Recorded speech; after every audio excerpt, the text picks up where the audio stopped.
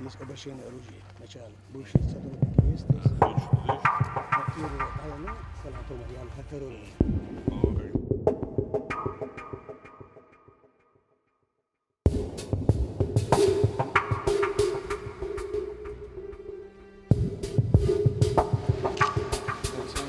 Ой, приятно, что ли, началось.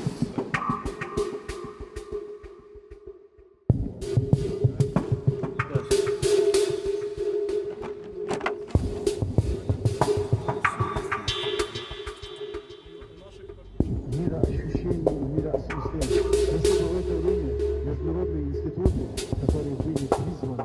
Я думаю, что Кадыров понимал, как только Путин начал создавать так называемый институт спецназа на территории, оккупированной территории, он понимал, что это не он понимал, но в окружении у него понимали, что оно является легитимной целью для Украины. И у меня нет сомнений, что при определенных условиях, и когда это будет необходимо, найдутся те летательные аппараты, которые дадут и до вот этого университета спецназа. Но это не имеет ничего общего ни с чеченским народом, ни с чеченцами. Поэтому я думаю, что это место является абсолютно легитимной целью для нанесения удара.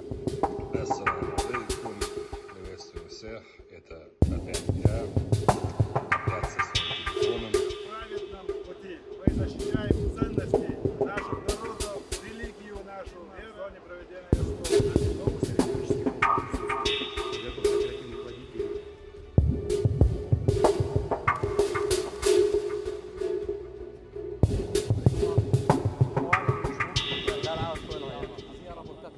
Gott alla björnar och vår värld sätter